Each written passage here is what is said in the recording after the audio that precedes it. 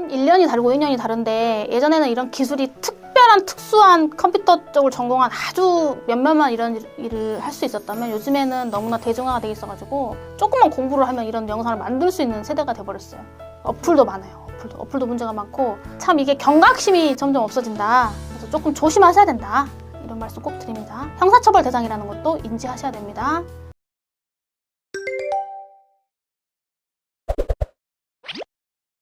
안녕하세요. 나는 변호사다. 김세라 변호사입니다.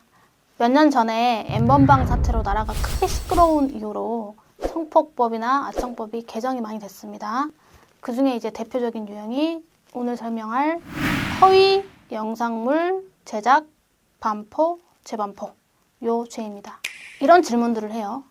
변호사님, 제가 재미로 심심해서 집에서 제가 좋아하는 연예인 얼굴을 따서 제가 좀 보는 동영상에 이렇게 합쳐봤어요. 그래가지고 재미로 인터넷 사이트에, 성인 사이트에 올렸습니다. 이런 것도 죄가 되나요? 네, 지금 이거 죄가 됩니다. 이게 이제 그 유명한 딥페이크라는 건데 영상을 합성하거나 사진만 합성하는 것도 많죠. 그러니까 몸은 다른 사람 몸인데 얼굴에다가 본인이 좋아하는 연예인이나 뭐 운동선수나 아니면 뭐 일반인 중에서도 뭐 인플루언서나 좀 얼굴이 이쁜 그런 사람을 넣는 거죠. 이제 이게 딥페이크라는 건데 물론 이제 진짜 아무런 의미 없는 그냥 영상이면 모르는데 이게 성적 영상물일 때 문제가 되는 겁니다. 음란 영상물일 때. 자, 죄 처벌되는 유형을 보면요. 제작, 그러니까 만들기만 해도 처벌되고요. 그 다음에 유포, 어딘가에 이제 올리는 거죠. 반포 올리는 경우.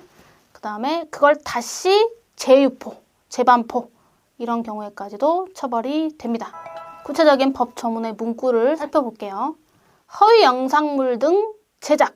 자, 이 부분은 반포 등을 할 목적으로 영상물 등의 대상자의 의사에 반하여 성적 욕망 또는 성적 수치심을 유발할 수 있는 형태로 편집 등을 한 경우. 이게 이제 법에서 말하는 허위 영상물 등 제작죄의 구성 요건입니다. 여기서 반포 등이라는 거는 반포, 판매, 임대, 제공 또는 공공연하게 전시하거나 상영하는 경우. 그러니까 굉장히 폭이 넓죠. 그 다음에 영상물 등이라는 거는 사람의 얼굴, 신체 또는 음성을 대상으로 한 촬영물, 영상물 또는 음성물. 그러니까 영상으로 보이는 몸이나 이런 얼굴뿐만 아니라 음성도 여기서 말하는 허위 영상물 제작죄에 해당할 수 있다는 거죠. 목소리만 들어가도 될 수 있다.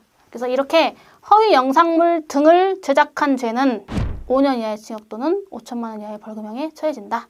초범의 경우에도 경우에 따라서 실형 나올 수 있습니다. 조심하셔야 돼요.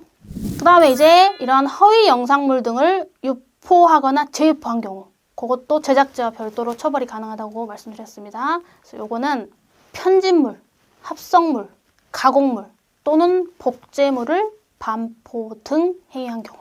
이것도 편집 등을 할 당시에는 해당 촬영 대상자의 의사에 반하지 않았다고 하더라도 나중에 편집물이나 가공물을 유포할 때는 대상자의 의사에 반했다면 여기에서 말하는 허위 영상물 등 유포죄에 해당할 수가 있습니다. 이것도 5년 이하의 징역 또는 5천만 원 이하의 벌금형에 처해지게 됩니다. 1년이 다르고 2년이 다른데 예전에는 이런 기술이 특별한 특수한 컴퓨터 쪽을 전공한 아주 몇몇만 이런 일을 할 수 있었다면 요즘에는 너무나 대중화가 돼 있어가지고 조금만 공부를 하면 이런 영상을 만들 수 있는 세대가 돼버렸어요. 어플도 많아요. 어플도 문제가 많고 참 이게 경각심이 점점 없어진다. 그래서 조금 조심하셔야 된다. 이런 말씀 꼭 드립니다. 형사처벌 대상이라는 것도 인지하셔야 됩니다. 오늘도 이렇게 시청해주셔서 대단히 감사합니다.